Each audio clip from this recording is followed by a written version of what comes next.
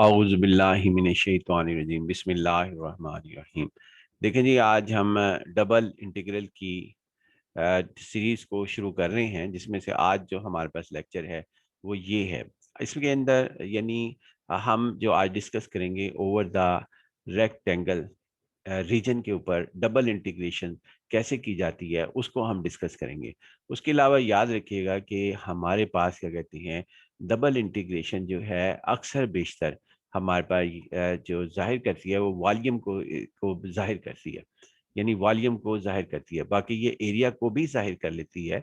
वो किस तरीके से करती है उसको हम बाद में डिस्कस करेंगे, लेकिन ये फ़िलहाल हमारे पास क्या कहते हैं यहाँ पर वॉल्यूम, जब भी यहाँ पे कोई फंक्शन दिया गया हो और ये फंक्शन एक्स और वाई वेरिएबल्स के ऊपर मुश्तमिल हो, किसी कांस्टेंट के, यानी कि ये एक्स और वाई के ऊपर मुश्तमिल हो, तो हम इसे कहेंगे कि ये हमारे पास इस सरफेस एरिया के अंडर वॉल्यूम जो है वो फाइंड आउट किया जाएगा ओवर द रीजन डी।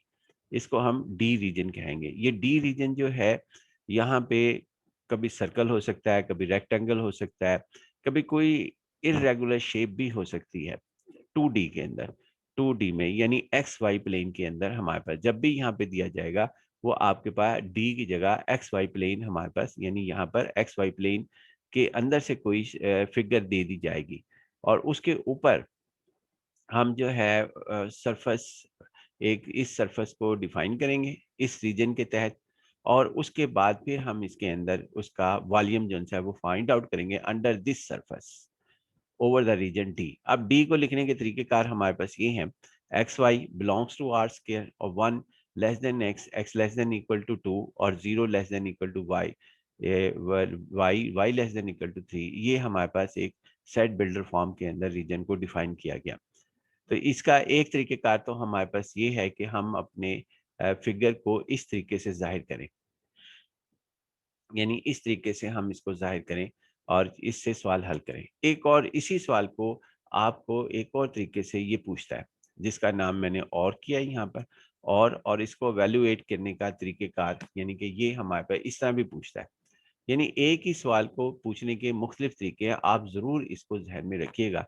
कि सवाल देखें, इसमें फंक्शन अभी भी वही है, एक्स स्क्वायर वाई, यहाँ भी एक्स स्क्वायर वाई है, इधर भी 3 वाई स्क्वायर है, इधर भी 3 वाई स्क्वायर है, और उसके अलावा यहाँ पे रीजन डी है, इधर एच है। इससे कोई फ़र्क नहीं पड़ता कि नाम जो है एच रख दो, डी रख दो, यहाँ कैपिटल डी रखा था, यहाँ एच रखा है, कुछ भी रख दें कोई फ़र्क नहीं पड़ता। आप के रख लें, पी रख लें, मुश्किल नाम रख लें, अपना नाम रख लें, चूंकि वो नाम जो है ना डिफाइंड यहाँ पर होगा।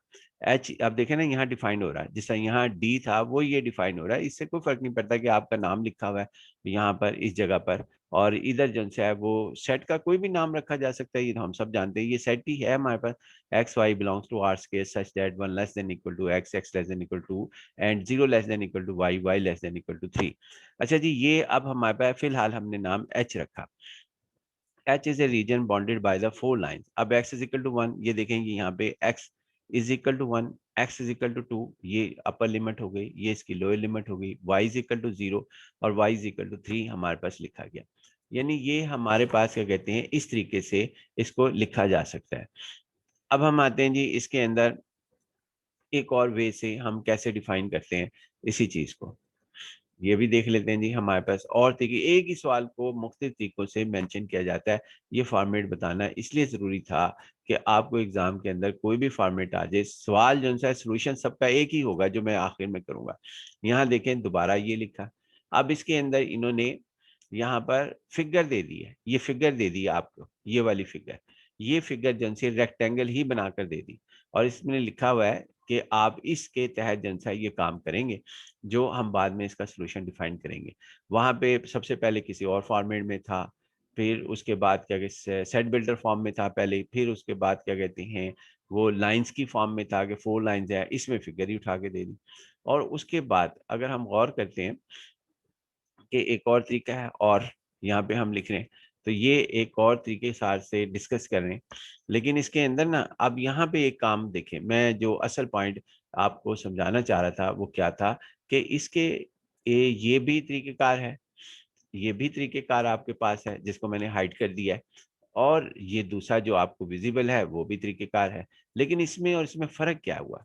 यानी दोनों में हमारे पास फर्क क्या है? फर्क ये है, डिफरेंस क्या है हमारे पास कि यहाँ पे 4 वर्टिसेस हैं। ए है, उसके बाद बी है और सी है और फिर डी है। लेकिन यहाँ पे गिवन है ये सारे vertices A B C D इस सवाल के अंदर। इस सवाल में A B C D given है, लेकिन इसमें नहीं है। देखें यहाँ पे ए जरूर है लेकिन बी नहीं है, बी का वर्टिसेस ही नहीं दिया। सी गिवन है, डी गिवन ही नहीं है। तो क्या तो फिर हम क्या करेंगे? तो इस सवाल का जवाब बड़ा आसान सा है। वैसे मैं यही दे देता हूँ कि ये इस तरीके से हमारे पास है कि आपके पास ये जो ऊपर लाइन जाएगी हमारे पास इसके अंदर, यानी ये लाइन इसमें लिखा हुआ है, ये लाइन जो ऊपर स्ट्रेट जाएगी हमारे पास, इसको हम x इज इक्वल टू 1 कहते हैं। यानी इसको हम x इज इक्वल टू 1 का नाम देते हैं, जो स्ट्रेट लाइन हमारे पास ऊपर की जानिब यहाँ पर जा रही है। चाहे जितनी मर्जी ऊपर ले जाओ, इसी तरह नीचे ले जाओ, ये इसके ऊपर पूरे लाइन के ऊपर कोऑर्डिनेट जो है वो आपके पास सेम रहेगा, यानी एक्स कोऑर्डिनेट सेम रहेगा। और अगर हम जो है इसके अंदर देखते हैं, इस तरफ जो जा रही है लाइन, ये लाइन हमारे पास इसके अंदर जो है वाई कोऑर्डिनेट सेम है, जो कि 3 है। ये वाला 3 हमारे पास है, यानी ये 3 हमारे पास है। तो लिहाजा इसका जो पॉइंट ऑफ इंटरसेक्शन हमारे पास होगा, पॉइंट ऑफ इंटरसेक्शन हमारे पास क्या कहते हैं, इसके अंदर लिखा जाएगा ये वाला पॉइंट ऑफ इंटरसेक्शन, ये पॉइंट ऑफ इंटरसेक्शन ये क्या होगा, इसके कोऑर्डिनेट जो हमारे पास क्या कहती हैं, इसके अंदर अगर हम गौर करते हैं तो हमारे पास क्या कहते हैं, इस लाइन पर कोऑर्डिनेट हमारे पास क्या कहते हैं 1 है पूरे, यानी कि जो वर्टिकल लाइंस है वो हमारे पास इस पूरी लाइन के ऊपर, जो पूरी लाइन पे एक्स कोऑर्डिनेट 1 है, तो यहाँ इसका कोऑर्डिनेट 1 हो गया। और इस पूरी लाइन के ऊपर, इस पूरी लाइन के ऊपर जो वाई कोऑर्डिनेट है यहाँ से लेके यहाँ तक वो 3 है। तो लिहाजा इसका कोऑर्डिनेट होगा 1 3, जो कि यहाँ पे ये लिखा हुआ है, लेकिन ये नहीं लिखा हुआ, या ये होगा सवाल या ये लिखा होगा। तो लिहाजा ये कोऑर्डिनेट मालूम हो गया। इसी तरह हम जो है इस कोऑर्डिनेट जो मैंने हाईलाइट किए, ये 1 और 3 हमारे पास होगा इसका कोऑर्डिनेट डी के।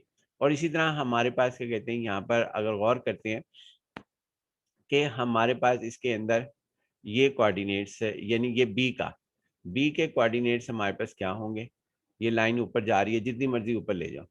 हम इसको थोड़ा सा थिक कर लेते हैं ताकि ये आपको वाज़ेह तौर पर नजर आए।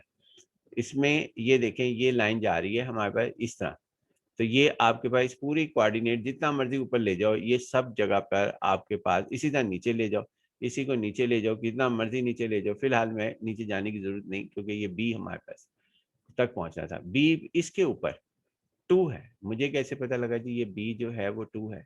ये इस तरह पता लगता है कि ये आपके पास क्या कहते हैं, यहाँ पर इसके अंदर देखें आपके पास इस जगह पर कि ये आपके पास ये 2 है, एक्स कोऑर्डिनेट ये 2 है। अब इस पूरी लाइन के ऊपर, यानी इस पूरी लाइन के ऊपर हमारे पास जो ये है, ये लाइन के ऊपर ये 2 ही रहेगा। इसी तरह ये पूरी लाइन के ऊपर जो है वो वाई कोऑर्डिनेट जो है वो 3 रहेगा इस पूरी लाइन पर, यानी ये जो लाइन हमारे पास वर्टिकल जा रही है। तो लिहाजा इसके कोऑर्डिनेट्स जो होंगे, नहीं सबसे पहले सॉरी, हम चूंकि इसके तो मालूम कर चुके हैं, तो हमने मालूम करने थे इसके कोऑर्डिनेट जो ये हमारे पास है, यानी ये हमारे पास बी के कोऑर्डिनेट जो है वो हमने फाइंड आउट करने थे। तो ये यही डिस्कस कर ली, वहाँ आगे डिस्कस नहीं करेंगे। तो यहाँ इसके कोऑर्डिनेट आपके पास बी का एक कोऑर्डिनेट 2 है, चूंकि वो पूरे वर्टिकल लाइन के ऊपर x इज इक्वल 2 रहेगा। और y जो हमारे पास है, अब इसको देख लेते हैं कि y कोऑर्डिनेट क्या होगा। तो y कोऑर्डिनेट आपके पास ये होगा जी, हमारे पास इसमें ये y कोऑर्डिनेट जो कि y इज इक्वल टू 0 है, क्योंकि एक्स एक्सिस के ऊपर ये लिखा हुआ भी है 0, ये देखें यहाँ पे लिखा है वाई। तो लिहाजा इसका जो पॉइंट ऑफ इंटरसेक्शन बनेगा इस पॉइंट का बी का, वो 2 0 बनेगा, जो कि वही है जो 2 0 हमारे पर लिखा हुआ है। तो लिहाजा इस तरह भी मालूम हो सकता है, इसमें कोई परेशानी वाली बात नहीं है कि अगर 2 कोऑर्डिनेट दे दिए जाएं और 4 ना दिए जाएं तो हम सवाल को कैसे हल करेंगे। अभी तक हमने सवाल हल करना शुरू नहीं किया, लेकिन उसकी हम फॉर्मेट को डिस्कस कर रहे हैं। इसी तरह ये हमारे पास है सवाल, आप इसी तरह इसी लॉजिक को मेंशन रखते हुए आप इसके अंदर बाकी कोऑर्डिनेट से इस सवाल के अंदर निकाल सकते हैं। ज़बानी बता देता हूँ, इसके कोऑर्डिनेट जो से हैं वो होंगे 2 3, ये 2 है पूरी वर्टिकल लाइन पर, और ये 3, 2 3 इसके कोऑर्डिनेट्स होंगे। और उसके बाद हमारे पास इसमें इसके कोऑर्डिनेट्स क्या होंगे, एक्स कोऑर्डिनेट ये होगा 2, एक्स कोऑर्डिनेट इसका सॉरी एक्स कोऑर्डिनेट ये 2 नहीं 1 होगा, ये वाला 1, ये चूंकि ये वर्टिकल लाइंस के तहत हमारे पास काम कर रहे होते हैं। उसके बाद फिर उसके बाद y कोऑर्डिनेट 0 होगा, लिहाजा इसके कोऑर्डिनेट a के जो होंगे हमारे पास वो 1 0 होंगे, 1 0 जो अभी हमने डिस्कस किया। लिहाजा इसी को ये जरूर आप जो है सवाल के मामूली से डिफरेंस से स्टूडेंट सवाल ही नहीं हल कर पाते, इसलिए ये डिस्कस करना जरूरी था मेरे लिए। अब नेक्स्ट के ऊपर आते हैं कि नेक्स्ट फॉर्मेट हमारे पास क्या है। नेक्स्ट फॉर्मेट हमारे पास ये है कि ये फ्यूबिनिस थ्योरम हमारे पास है और इसकी सेकंड फॉर्म हम कह रहे हैं कि यहाँ पर है। क्या मतलब इसका? अगर यहाँ पे ये जो डी एक्स डी वाई है, अगर ये इसमें पहले लिमिट dx की लिखी हो, जैसा ये यहाँ पर देखें, ये ds की लिमिट लिखी हुई, यानी ds के तहत हम इंटीग्रेट कर रहे हैं, देन y के तहत कर रहे हैं, बाद में हम जन है वो y के तहत काम कर रहे हैं, लेकिन पहले हम विद इस क्योंकि इनर जो है वो डिस्कस पहले होता है, तो लिहाजा हम इसके अंदर y जन है वो बाद में डिस्कस कर रहे हैं। ये देखें इस लिमिट के साथ अगर इनर जन है integral with respect to X integrate कर रहे हो तो फ्यूबिनिस थ्योरम सेकंड फॉर्म कहलाएगी। अब आउटर जो है वो y हो, इसके अंदर आउटर y है और इनर जो है वो x है। एक्स वाई आप वैसे ही फॉर्म याद कर लें कि एक्स वाई वो सेकंड फॉर्म है, और अगर इसको उल्टा दिया जाए वाई एक्स तो ये फर्स्ट फॉर्म है। इसको हल कैसे करते हैं और किस तरीके से हम देखते हैं वो हम फिगर के तहत हम देखेंगे, जो कि यहाँ पे तो बड़ा आसान है। यहाँ पे आपने अब ये डी यानी एक्स वाई हो तो याद रख लेना है कि वो सेकंड फॉर्म है एक्स वाई, और हम अल्फ़ाबेटिक्स में पहले एक्स कहते हैं बाद में वाई कहते हैं। उसके बाद यानी एक्स वाई को सेकंड फॉर्म अगर वाई एक्स कर दिया जाए, ये देखें ये सिर्फ याद करने के लिए है, इसको हम फ्यूबिनिस फर्स्ट फॉर्म कहते हैं। और वाई एक्स चेंज करने पर ये लिमिट्स भी हर फिगर में चेंज होंगी, लेकिन यहाँ पे चूंकि 4 वर्टिकल लाइंस के ऊपर डिस्कशन है तो इस वजह से यहाँ पे कोई फर्क नहीं पड़ता। देखें यहाँ पर ये जो लिमिट थी हमारे पास, ये लिमिट 0 ये आउटर थी, इसके अंदर हमारे पास सेकंड फॉर्म में, सेकंड में ये आउटर थी, यहाँ इनर हो गई। अब ये देखें डी वाई के तहत हो गई, तो इसको हम फ्यूबिनिस थ्योरम फर्स्ट फॉर्म कहेंगे जिसमें वाई एक्स हो, एक्स वाई हो तो सेकंड फॉर्म फ्यूबिनिस, वरना आमतौर पे ये फ्यूबिनिस थ्योरम भी कह देते हैं। तो अगर ये कहीं लिखा हो कि फ्यूबिनिस थ्योरम के जरिए सेकंड ऑर्डर चेंज करें तो इसका मतलब ये होता है कि जो y है उसे इनर बना दो और x जो है उसको आउटर बना दो, और यहाँ पे भी चेंज कर दो। इसके अंदर देखें ये y इनर बना दिया, ये dy हो गया, और इसके बाद इसको भी चेंज कर दिया, dx हमारे पास हो गया। लिहाजा ये हमारे पास इस तरीके से भी फॉर्मेट पूछा जाता है, और यह सिंपल लिखा जाता है कि रिवर्स कर दो ऑर्डर या चेंज कर दो ऑर्डर, यानी कि ये सिंपल लिखा होता है चेंज ऑर्डर कर दो, या सिंपल लिखा होता है कि रिवर्स करो इसकी लिमिट और इस सवाल को हल करो। लिहाजा कोई भी फॉर्मेट हो हमारे पास इसके अंदर, ये हमारे पास कोई नई बात नहीं होगी, ये एक ही सवाल है जिसके मुख्तलिफ तरीकेकार हैं एक ही सवाल को पूछने के। अब नेक्स्ट पॉइंट की तरफ हम आते हैं कि दूसरा फॉर्मेट इसका क्या हमारे पास है। तो दूसरा फॉर्मेट में हमारे पास ये है, एक ही सवाल को अभी तक हमने जो है उसके तरीकेकार पूछने के कि क्या क्या हमारे पास है हमने यहाँ पे डिस्कस किए। इसने लफ्ज वॉल्यूम का लफ्ज इस्तेमाल कर सकता है बाय यूजिंग डबल इंटीग्रल, यानी ये लफ्ज इस्तेमाल कर सकता है और इसके अंदर इंटीग्रेशन की साइन ना डाले, बाकी क्या कहते हैं ये लिखे कि F of x Y is equal to X square Y plus 3y² over the region enclosed by जो है वर्टिसेस दिस, यानी कि ये वर्टिसेस हमारे पास लिखे हों। तो उसके बाद हमने इसकी ट्राइंगल बनाई हुई है, अभी बना के आपको दिखाई भी थी, उसके ट्राइंगल बनाएंगे और फिर इसको हम हल कर देंगे। उसी तरह उसको हम इस तरह भी करते हैं, यानी यहाँ पे आपके पास क्या कहते हैं, इसको करने का एक और तरीकेकार भी है कि ट्रायंगल बना दी जाए या वर्टिसेस दे दी जाए और यहाँ पे आपको ए बी सी डी लिख दिया जाए। जैसा यहाँ पे देखना ये ए लिखा हुआ है, बी लिखा हुआ है, सी लिखा हुआ है और फिर डी लिखा है, और फिर उसके बाद इसका सवाल इस तरह पूछ लिया जाए इस तरह, तो ये भी सवाल एक ही है, सोल्यूशन सबका एक होगा, फॉर्मेट डिफरेंट है, तो इससे कोई फर्क नहीं पड़ता, आप जो है उसके मुताबिक कर देना। ए बी सी डी हमारे पास लिख दे, जैसे अभी ट्राइंगल रेक्टेंगल हमने बनाई थी, तो रेक्टेंगल सॉरी ट्राइंगल नहीं है, यहाँ पे रेक्टेंगल है, अगर मैंने कहीं लफ्ज यूज कर दिया ट्राइंगल तो वो गलत होगा, रेक्टेंगल सही लफ्ज है तो क्योंकि है ही रेक्टेंगल। उसके बाद ये हमारे पास है कि आपके पास ए बी सी डी इस तरह करके इस रीजन का नाम लिख दें, यानी यहाँ पे रीजन का नाम मैंने शुरू में जो है वो लिखा था डी, किसी में एच लिखा, किसी में आर लिखा, यहाँ पे ए बी सी डी लिख दिया वर्टिसेस के साथ ए बी सी डी, और वो आगे फिगर बना दे या पॉइंट्स दे दे। उसके बाद हम आते हैं जी इसके अंदर यहाँ पे ये लास्ट पॉइंट की तरफ कि ये आपके पास find the double integral of f of x y, ये इस तरह दे दें और साथ दे दे x belongs to 1 to 2 close interval और zero belong y belongs to 0 to 3। यानी इंटरवल देने का तरीकेकार ये कर दे या ये कर दे और दूसरे इंटरवल्स के तरीकेकार को ये यू ना लिखे, यानी इस तरह ना लिखे आपके पास वाई को और एक्स को, बल्कि उसकी जगह ये लिख दे जो आपके सामने आपके पास मौजूद है।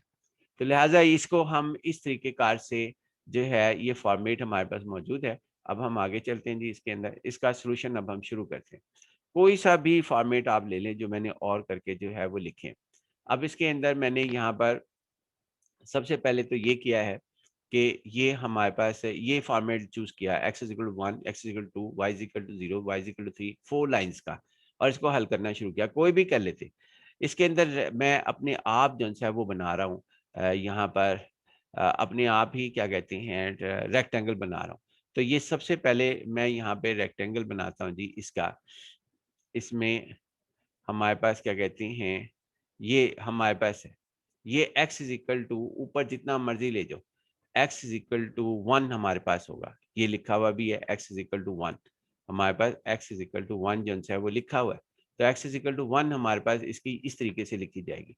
इसी तरह फिर हम जब कहेंगे x इज इक्वल टू 2, ये लिखा हुआ है x इज इक्वल टू 2, तो x इज इक्वल टू 2 का मतलब है कि वर्टिकल लाइन ये हमारे पास ऊपर लिखी जाए। ये x इज इक्वल टू 2 हमारे पास क्या कहते हैं यहाँ पर लिखे हुए हैं इस जगह पर। मैंने पहले इसको ड्रा किया x इज इक्वल टू 1, फिर इसको ड्रा किया। अब y इज इक्वल टू 0 को ड्रा कर लेते हैं।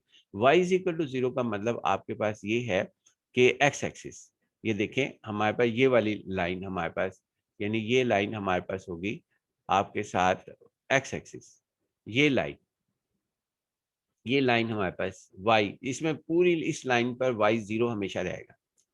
और ये जो ब्लैक लाइन है ये वाली लाइन, इसके ऊपर जो है वो आपके पास x इज इक्वल टू 1 रहेगा पूरी लाइन के ऊपर, और इस लाइन के ऊपर आपके पास x इज इक्वल टू 2 रहेगा ये वर्टिकल लाइंस के ऊपर, पूरी लाइन के ऊपर। तो इनका जो पॉइंट ऑफ इंटरसेक्शन हमारे पास आता है, यानी पॉइंट ऑफ इंटरसेक्शन जिसका हमने पहले भी डिस्कस किया था, एक दफा फिर डिस्कस तेजी से कर लेते हैं कि इसका ये यहाँ पे y कोऑर्डिनेट जो है वो 0 है इस जगह एक में, और x कोऑर्डिनेट 1 है, और इस जगह पर जो है पूरी लाइन के ऊपर y तो 0 होगा, लेकिन क्या कहते हैं क्योंकि x एक्सिस के ऊपर 0 रहता है और y जो, क्योंकि ये वर्टिकल लाइन है, वर्टिकल लाइन के ऊपर जो है वो 2 रहेगा, तो 2 0 इसके पॉइंट्स होंगे। इसके इस पॉइंट के ऊपर C पॉइंट के ऊपर एक कोऑर्डिनेट तो मालूम है, वो कौन सा है कि 2 है, यानी इस पूरी वर्टिकल लाइन के ऊपर हमारे पास क्या कहते हैं, ये पूरी वर्टिकल लाइंस के ऊपर हमारे पास, इस पूरी वर्टिकल लाइंस के ऊपर हमारे पास, इस पूरी वर्टिकल लाइंस के ऊपर हमारे पास कोऑर्डिनेट जो है वो जो है वो एक वर्टिकल का 2 है। तो लिहाजा ये हमारे पास होगा। इसी तरह ये हमारे पास होगा जी इसके अंदर, ये लाइन के ऊपर 3 है, तो 2 3 इसके कोऑर्डिनेट्स होंगे, और इसके कोऑर्डिनेट्स इस पूरी लाइन के ऊपर 1 है, यानी 1 हमारे पास है, और इस लाइन के ऊपर जो है वो 3 है वर्टिकल, तो 1 3 हमारे पास लिखे जाएंगे। लिहाजा ये इस तरीके से हम यहाँ पर बनाते हैं, और बाकी इंशाल्लाह जो है वो अभी हम जो है आगे करते हैं। अब देखिए जी हम इससे आगे नेक्स्ट पॉइंट की तरफ जाते हैं। हमने कोऑर्डिनेट साइड डिस्कस कर लिए। उसके बाद ये जो हमारे पास मैंने शो किए हैं यहाँ पे, ये छोटे छोटे पॉइंट्स, ये पॉइंट्स हैं। इन पॉइंट्स के ऊपर आप यूँ समझें, कोशिश करता हूँ ये समझाने की मैं, कि ये 3D का कॉन्सेप्ट है कि हमारे पास क्या कहते हैं, आप अपनी कमरे में एक जो है स्क्वायर ले लें या रेक्टेंगल ले लें, उसके ऊपर जो पॉइंट्स हैं उनके ऊपर आप दरख्त नुमा जो है लकड़ियां लगा लें जो स्ट्रेट हों और ऊंचाई की तरफ जाएं, और उस वो कहाँ तक जाएं, कितनी ऊपर तक जाएं, वो इतनी ऊपर तक जाएं कि वो इस सरफेस को टच कर दें। किस सरफेस को, हमारे पास इस सरफेस को टच कर दें जो इस सरफेस में यहाँ पर लिखे जा रहे हैं। और इसमें हर पॉइंट, मिसाल के तौर पे यहाँ पर मैं अपनी आसानी के लिए ले रहा हूँ कि यहाँ पे आप 1 4 ले लें, सॉरी ये 1.1 और 2 ले लें, वो इसमें पुट करें। तो ये z कोऑर्डिनेट आ जाएगा। ये यहाँ पे 3D के कॉन्सेप्ट के ऊपर छत की जानिब जाना है आपने फर्श की, और कितना जाना है वो ये बताएगा, ये z की वैल्यू। फिलहाल जिन्होंने 3D पढ़ी है उनको बात समझ आ जाएगी, बाकियों को नहीं आती तो कोई बात नहीं, इनको जो है ये सारा मैथमेटिकल जो है वो इंशाल्लाह समझ आ जाएगा। तो यहाँ से हम z की वैल्यू जो सी है वो निकालते हैं, और एक्स वाई जो है वो यहाँ से लेते हैं। ये एक्स वाई प्लेन के अंदर पॉइंट्स हैं, और ऊपर की जानिब हम जाते हैं और उसकी हाइट यहाँ से लेते हैं। फिर उसको हम मल्टीप्लाई करते हैं इस पॉइंट के, जो हमारे पास इसका एरिया जो सा होता है उसकी सेंटर वाली वैल्यूज के साथ। फिलहाल ये कॉन्सेप्ट जो है हम जितना आपको समझ आ जाए वेल एंड गुड, नहीं आए तो फिर दोबारा हम डिस्कस करेंगे जी। आगे चलते हैं जी, मैथमेटिकल ट्रीटमेंट। इसके अंदर फिर हम इनर जो सा है वो हम इसके डिस्कस करते हैं। यानी ये कौन सा हमारे पास है, एक्स वाई है, तो इसका मतलब फ्यूबिनिस सेकंड जो है वो हम सेकंड जो है हमारे पास सेकंड हम इसका थ्योरम अप्लाई कर रहे हैं। यानी ये फ्यूबिनिस थ्योरम का सेकंड फॉर्म अप्लाई कर रहे हैं। तो यहाँ इनर जो है वो करेंगे हम, यहाँ तक इनर है डी एक्स तक, ये हमने यहाँ पे लिखा, दोबारा सिंपल कर दिया अपनी आसानी के लिए ये इंटीग्रल, और फिर इसको इंटीग्रेट किया। इस इंटीग्रेशंस के अंदर हमारे पास क्या कहते हैं, इसमें से चूंकि विद रिस्पेक्ट टू एक्स हैं हम, तो वाई जो होगा वो कांस्टेंट हो जाएगा, ये कांस्टेंट बाहर आ गया। इसी तरह ये 3y स्क्वायर जो है वो बाहर आ गया, और इंटीग्रेट हमने किया, इंटीग्रेट किया, एक्स स्क्वायर का जो है वो एक्स क्यूब हो गया, और ये 1 था, 1 का इंटीग्रेशन जो है एक्स आ गई, और लिमिट जो है वो हमने अपर एजेंसी है वो हमने लिखनी है। तो अब यहाँ पे अपर इमरजेंसी है वो हम यहाँ पर लिखते हैं, एक्स स्क्वायर की इंटीग्रेशन एक्स क्यूब ओवर 3, और ये एक्स हमारे पास होगी, और लिमिट्स सी है वो हमारे पास 1 और 2, एक्स की वैल्यू 1 और 2, सिर्फ एक्स के अंदर वैल्यू पुट की जाएगी, क्योंकि हम with respect to X discuss कर रहे हैं इसको, तो लिहाजा एक्स की ये वैल्यूज है, एक्स इज इक्वल टू 1 और एक्स इज इक्वल टू 2, ये इसकी वैल्यूज हैं। अब हम जो है इसकी वैल्यूज को रखते हैं और इसे हल करते हैं। तो ये हमने यहाँ पर एक्स की वैल्यू को रखा, और पहले अपर लिमिट रखी, फिर लोअर लिमिट रखी, अपर लिमिट हमने यहाँ 2 रखी है, इधर लोअर लिमिट 1 रखी। इसको अब हमने ब्रैकेट्स को हल किया, तो हमारे पास क्या कहते हैं, ये सूरत हाल आ गई 8y/3 6y square minus 1/3y minus 3y square, brackets को ओपन कर लेने के बाद इसको सिंप्लीफाई किया तो I1 यानी ये इंटीग्रल का जवाब आया, जो इनर इंटीग्रल हमारे पास था, ये इनर इंटीग्रल। अब इसकी वैल्यू जो है वो हमने 1 में, यानी कि इसकी जगह जो है वो हमने सब्स्टिट्यूट कर दी, इसकी जगह, यानी इसकी जगह यहाँ पे सब्स्टिट्यूट की, तो हमारे पास देखें नेक्स्ट, और फिर इसको विद रिस्पेक्ट टू वाई जो है वो इंटीग्रेट करेंगे। अब हम नेक्स्ट की तरफ आते हैं हमारे पास, तो ये हमने यहाँ पर इसको इंटीग्रेट किया जी, इसके अंदर इंटीग्रेट करेंगे विद रिस्पेक्ट टू वाई। तो विद रिस्पेक्ट टू वाई है, जब हम इंटीग्रेट करेंगे तो यहाँ वाई क्यूब ओवर 3। हमेशा याद रखना कि अगर विद रिस्पेक्ट टू एक्स किया है तो ये यहाँ पर एक्स नजर नहीं आएगा, यानी कि I1 पहले हमने अगर हमने पहले विद रिस्पेक्ट टू एक्स किया है तो यहाँ एक्स नजर नहीं आएगा, वाई नजर आएगा डबल इंटीग्रल में। और अगर हमने पहले विद रिस्पेक्ट टू वाई किया है, यानी किसी सवाल में हम करेंगे भी, जो पहले हम विद रिस्पेक्ट टू वाई करेंगे देन नेक्स्ट करेंगे, तो यहाँ पर फिर अगर फर्स्ट हमने, यानी कि आपके पास क्या कहते हैं, विद रिस्पेक्ट टू हमने वाई किया, तो फिर यहाँ पर एक्स नजर आएगा, एक्स नजर आएगा। अब यहाँ पे फिलहाल हमने पहले विद रिस्पेक्ट टू एक्स किया था, अब विद रिस्पेक्ट टू वाई कर रहे हैं, तो देखिए यहाँ सिंपल वाई का फंक्शन नजर आएगा, जो वाई का फंक्शन कुछ भी हो सकता है।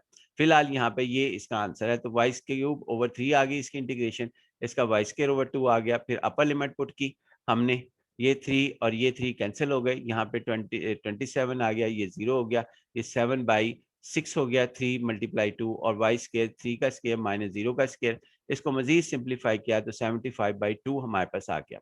ये हमारे पास इसका वॉल्यूम हमारे पास आया under the surface, given surface over the region by using the double integral. यही बात हमने यहाँ पर लिख दी है कि जी आपके पास क्या कहते हैं, so the volume of the surface, ये सवाल में था एक्स के वाई प्लस 3y के, इसके दो नाम है, एक एफ के साथ है, एक जेड के साथ भी है। अगर ये जेड भी लिख दे, याद रखना, तो इससे कोई फर्क नहीं पड़ता। over the region 1 less than equal to x, x less than equal to, or by using the double integral is 75/2, that is 37.5 units cube, यानी क्यूबिक फॉर्म में होंगे जो भी यूनिट्स होंगे। यानी अगर सेंटीमीटर है तो सेंटीमीटर क्यूबिक होगा, अगर मीटर है तो मीटर क्यूबिक होगा, अगर इंचेस है तो इंचेस क्यूबिक होगा। ये मतलब मेरा इशारा करने का यहाँ पे मकसद है। बाकी इंशाल्लाह जी नेक्स्ट लेक्चर में। अल्लाह हाफ़िज़ जी। अस्सलाम वालेकुम।